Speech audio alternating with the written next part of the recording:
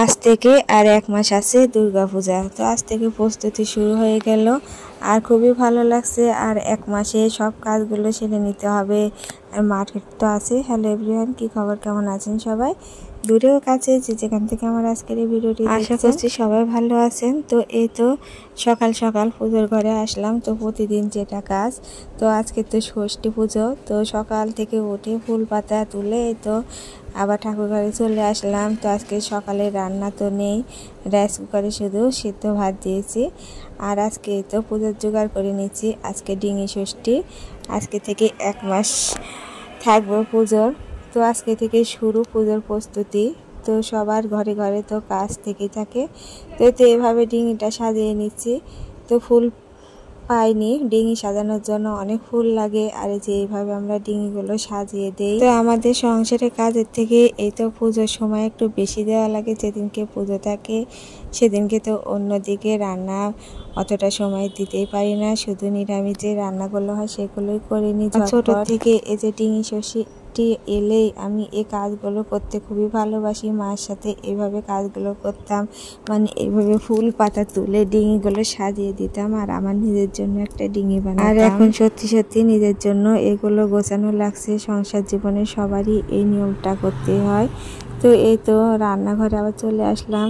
তো পুজোর জগৎ তো কমপ্লিট করেছি, একটু বাদে মন্দিরে যাব। তো তার আগে ভাবছি যেটুকু রান্না আছে সেটুকু করে নিই, না হলে আবার মন্দির থেকে এসে অনেকটা দেরি হয়ে যাবে।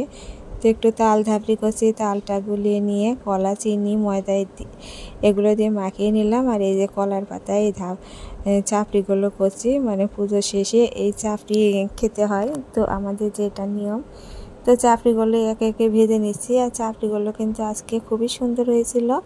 জানি না এই ফ্রাই প্যানের জন্য নাকি এতটা সুন্দর হয়েছে। তো একে একে সব এই চাপড়িগুলো ভেজে নিচ্ছি কলা পাতায়। আর খেতে কিন্তু খুবই ভালো লাগে, তেল থাকে না। তো এই রেসিপিটা একদিন নিয়ে আসবো কীভাবে আমি তাল চাপড়ি করছি। আর এই দেখুন কতটা সুন্দর হয়েছে।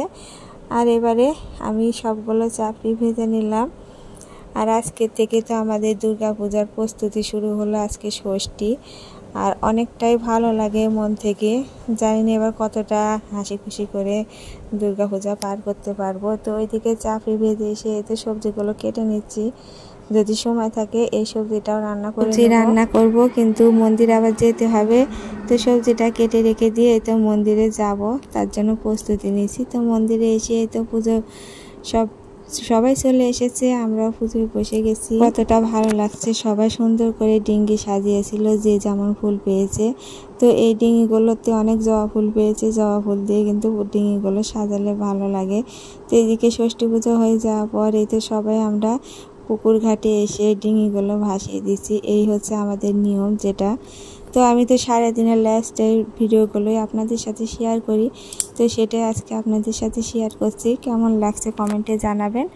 আর ইউটিউব চ্যানেল থেকে আমার ভিডিওটি দেখলে সাবস্ক্রাইব করে রাখবেন। আর যারা ফেসবুক থেকে দেখছেন লাইক এবং ফলো দিয়ে আমার পেজের পাশেই থাকবেন এবং শেয়ার করে দেওয়ারও অনুরোধ জানাচ্ছি। তো বাড়িতে এসে তো আবার রান্না শুরু করে দিয়েছি।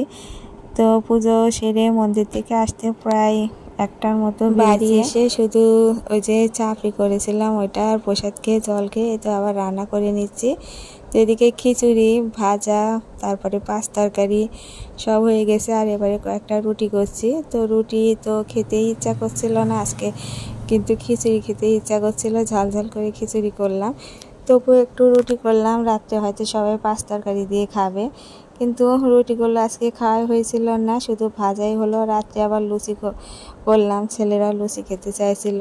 তো এদিকে সবার জন্য ভাত, তো আজকে শুধু খিচুড়ি আর 5 রকম না 3 রকম ভাজা করেছিলাম আর তরকারি। এই হচ্ছে আজকে খাওয়া দাওয়া হলো। তো সবাইকে খেতে দিয়ে আমিও বেড়ে নিয়েছি, কারণ সকাল থেকে তো খাওয়া হয়নি। শুধু একটু পূজা সেরে এসে জল, প্রসাদ, চাপড়িগুলো খেলাম। তো সন্ধ্যা পরে একটু বাজারে আসলাম দরকারে। তো বাজার থেকে আবার বাড়িতে তো গিয়ে আবার রান্নাঘরের কাজ। তো কয়েকটা লুচি করলাম ছেলেদের জন্য, তো লুচি খাবে বলছিল।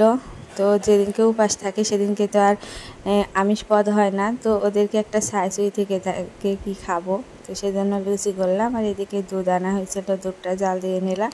তো এই ছিল আজকের ভিডিও। ভালো থাকবেন, নমস্কার।